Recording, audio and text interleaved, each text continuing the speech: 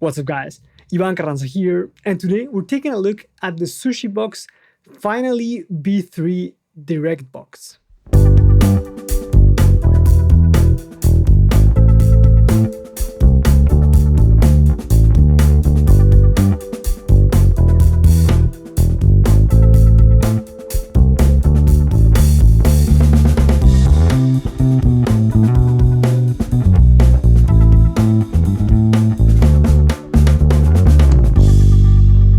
Before we continue, let me tell you that this is not a sponsored video, and all that you're gonna hear are my own thoughts and opinions. I bought the pedal myself with my own money. However, Sushibox did give me a slight discount on the pedal because I reached out to them and they offered me to give me a some discount on it, which definitely helped because me being in Europe, paying shipping and paying import taxes and so on does add up to the cost of the pedal. But I've been meaning to get one of these for the last 6 months more or less, because I borrowed the V2 from a friend of mine and I used it on tour, and I actually did a video on it, and I really like it, especially for my in-ears, so I wanted to get one for myself. And now recently I did that video about my travel nano board, which you can also watch here, and of course I think it was important to do a video on just the pedal itself. But like I said, Sushibox is not paying me to make this video. They don't know what I'm gonna say. They don't expect me to say any nice things. All that you're gonna hear are just my opinions. Now, what is the Finally V2? Of course, it's a direct box. You can see it has an XLR out. You have a ground lift here. And the cool thing, you also have a dedicated volume for the XLR out. Because on the front, you can see we have a switch here on top, which is to turn on and off the, let's say, tube circuitry for the 1/4 inch out. So you can have a completely dry, clean signal going out, or you can have the tube sound going out of it as well. Then you have the input, of course. You have a gain control to adjust how much tube saturation you're gonna have in your signal. Then you have a variable high-pass filter, which you can also turn on and off, which is super helpful, and it goes from 30 Hertz to 120 Hertz. It's pretty nice. And then you have a knob to control the output of your output jack of the 1/4 inch. So you have plenty of control in terms of volume, because you can control what's coming out of the XLR out, of the 1/4 inch out, if you decide to use the tube sound going out of it as well. So you can have, for example, your entire pedal chain have the tube tone if you want to, or you can also send the tube tone to your amp, which is pretty cool, I have to say. Now for the video, I've recorded some samples going back and forth between the tone of the XLR out with the tube saturation and the completely dry, clean tone of the 1/4 inch out. And then we're also going to check out the controls of what each of them does. And you're gonna have an overview camera of the pedal, and I'm gonna walk you through the process. So let's check that out.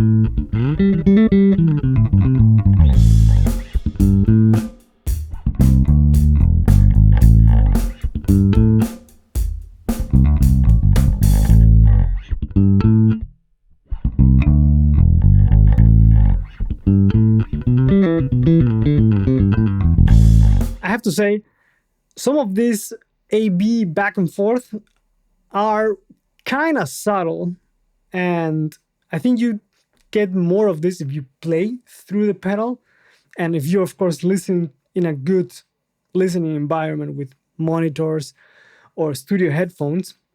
But and I think this applies to everything related to music gear that's high end. All those subtleties add up to the final result.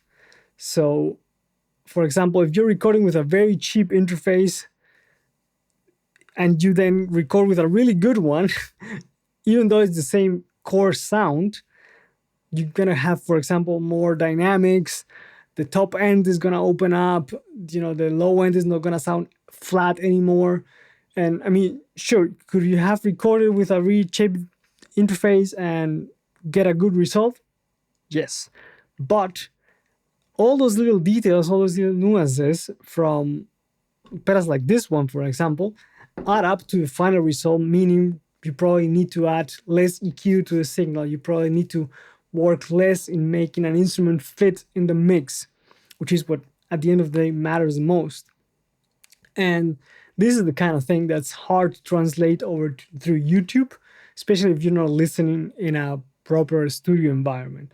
You could argue that at the end, a lot of people are gonna just listen with, Apple AirPods or whatever. But we have to consider that when you're recording something, you try to make it sound as good in as many possible scenarios as possible. So being in a live environment, in a live performance, or in a recording, or listening in the car, or through a boombox, or a Bluetooth speaker, or whatever. So the better a signal is, the better it's going to translate in a lot of those scenarios. It's just something to keep in mind. So I have here the finally on my right, and we're going to check what the 1/4 inch out does to the signal. Now, I've already showed you an A/B'd the XLR out against the dry, completely clean, unaffected 1/4 inch out. Now we're going to go back and forth between the 1/4 inch out, because you can set it as including the preamp or as dry. And we're also going to check out different levels of gain and also the high pass filter features. So right now I am in preamp mode.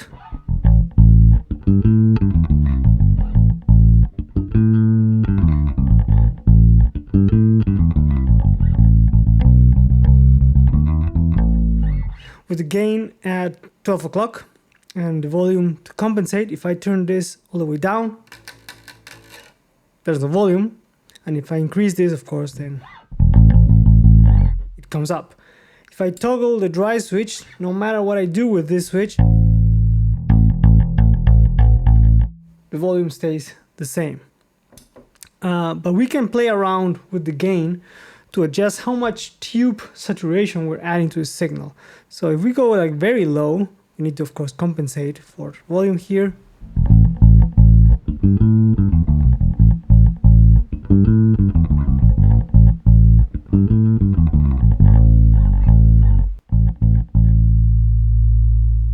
And we can hear that from a certain point you start hearing a bit of noise if I turn the volume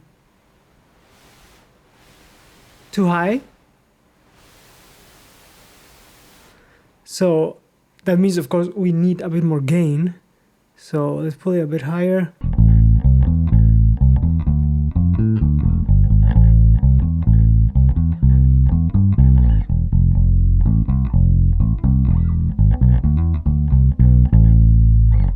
Now I can increase the gain a bit more.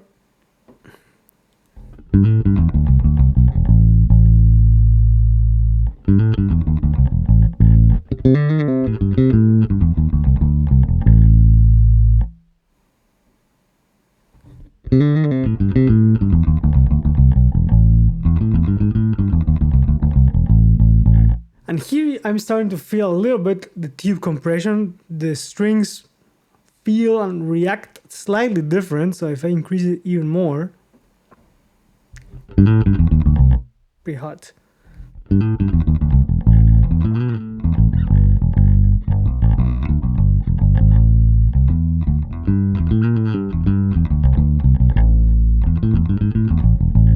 So it feels tighter, it feels a bit, yeah, I mean, you feel as if you had a light compressor on.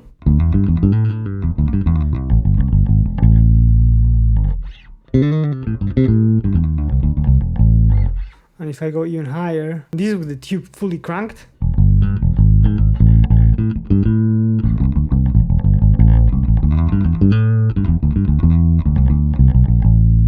I mean, and I'm not distorting the unit, so of course the bass is kind of low output. It's a traditional passive J bass, but still with the tube fully cranked, it's not distorted.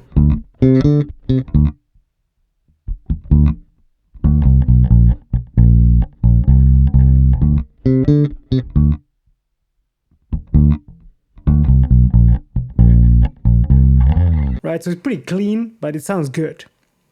Now let's play around with the high-pass filter, because it's a pretty cool feature to have, and it's variable, which makes it even better. So you can adjust and remove unwanted low frequencies from your signal. So let's say you're in a room that's pretty boomy, or if you're recording and you want to track and free up some space in the low end for, like, let's say kick drum, or if there's a lot of synths going beneath your bass, you can toggle on the high pass filter. So right now it is off.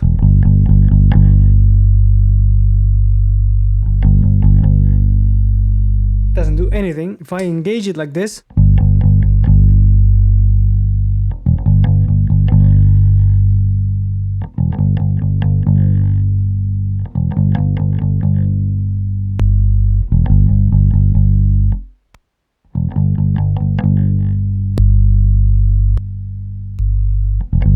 you definitely hear the low end come back. Now 120 is pretty high.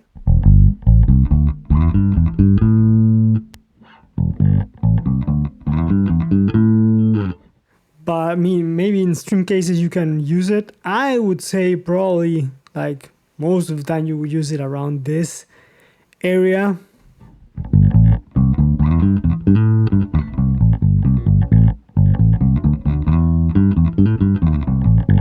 Because you still retain some low end, and even like here.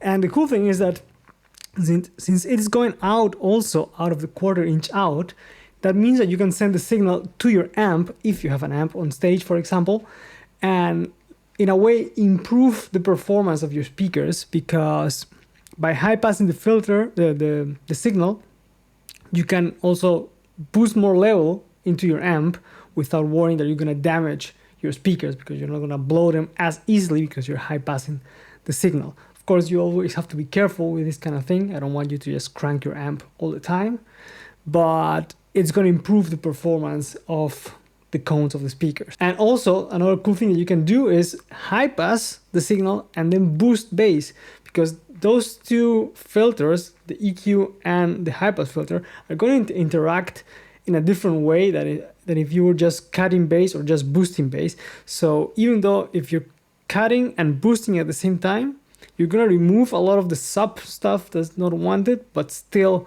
add some richness in the low end, which is kind of like a trick very famous, or that was, got pretty famous by the Pultec EQs. I've actually done a video on them.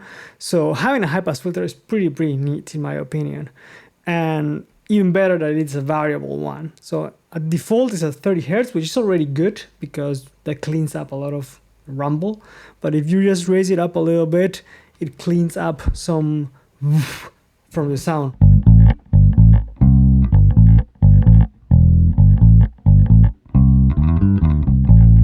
Like, doing that already can be a difference between being buried in a mix and sitting nicely on top of the kick drum, for example. And it's just moving a knob super quick. So that's really cool. Now, aside from the form factor, which is something that I really like, especially for a tube DI box, I really like the tone overall. Like I said, I really liked how it sounded through my in-ear monitors. It added warmth to the sound, added some enhanced harmonics, and it also feels nice to play through it. When you're playing through it, it feels not 100% like a tube amp, but it does give you that tube response.